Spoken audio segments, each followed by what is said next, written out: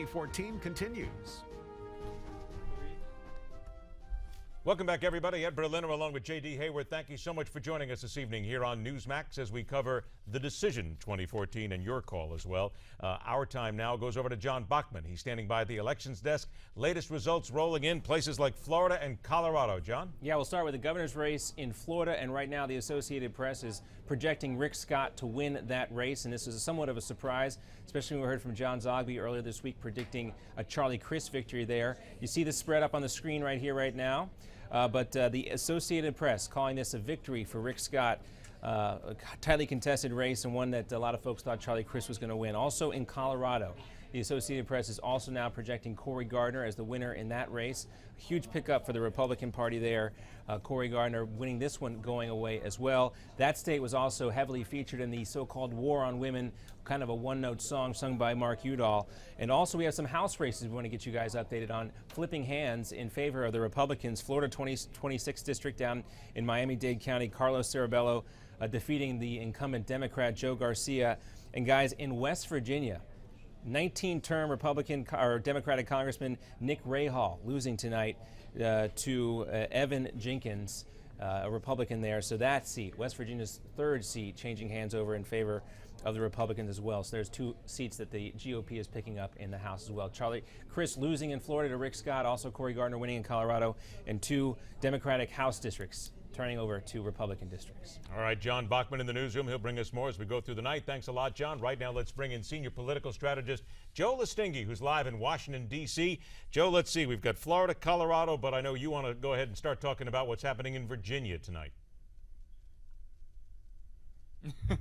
Yeah, Virginia's been a bit of a nail biter, but I think Senator Mark Warner, former Governor Mark Warner, is going to be okay. The Fairfax County, the biggest county in Northern Virginia, has come in. It's final. The state's not quite reporting it yet, but my sources there say that it should help increase in Pata's margin there. Might be close enough for a recount, but it was close for the senator, and I think they'll be looking at this as a victory and moving on to tomorrow as soon as possible. Well, Joe, I know people want to move on till tomorrow, and obviously Mark Warner, based on what you're telling us, may be able to breathe somewhat of a sigh of relief. But again, take us through the rules for a recount there in Virginia.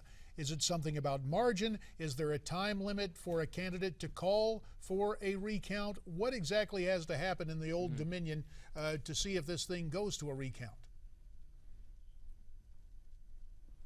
I'm glad you asked that question. It is a little bit different than most states. There have been recounts recently in Virginia. If you may recall, the AG's race had to go to an official recount. But here's what happens. The entire state doesn't necessarily have to get recounted. They can do key areas of the state to get recounted, primarily areas where there may have been problems or sort of problems they saw. The funding mechanism for this is weird because the candidates have to pay for it, and there are often the parties will get involved. So if it does go to a recount, I think that it tends to favor the Democrats. The last few times there were recounts in Virginia, Democrats ended up coming up on top there. But I think Senator Warner is going to be okay, and I think he's looking forward to this being done. They do have to hit a particular margin to qualify, and I think as it stands right now, if my projections are correct, he should be just outside of that margin. So we'll see. Well, isn't that just a little convenient, Joe Lestingi? Again, I just got to ask you this. All the pollsters were wrong. It seems that Eddie Gillespie came out of nowhere. What's going to happen for the Democrat Senatorial Committee? Going to be a lot of finger pointing, or are they just going to breathe a sigh of relief if Warner hangs on? Well, if Warner hangs on, I think everyone's going to breathe a sigh of relief. The DSCC has bigger fish to fry than this situation in Virginia if it goes final. I'll say this, though. If you recall, this is the state of Eric Cantor and Dave Bratt, where every pollster missed that one, too. Polling in Virginia has become tough, and to be honest with you, even as a strategist, and I do a lot of work in Virginia, I'm not sure why so many pollsters are missing it in this state.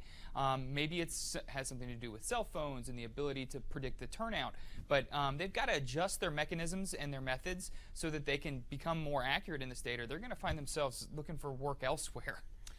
Joe Lestingi, senior political strategist in Washington, D.C. Joe, thanks so much. We'll check in with you a little bit later on this evening. While we have a moment before we go away, I think what Joe said, something in there is very, very true, too. The war on women. It seems that perhaps, finally, it has been put to rest in this election in so many states. Well, you take a look at Colorado, especially. Mark Udall tried to push that to the point where the worst thing that can happen when you're in a tough campaign, when you become a joke. And the sobriquet utilized for Mark Udall, Mark Uterus, completely turned around. Republicans were no longer on the defensive with this so-called war on women. The Democrats finally made a mistake when it comes down to the war on women, didn't they? They finally went too far. Well, and look, there's an atmosphere of indulgence on the part of the dominant media culture, on the part of Hollywood.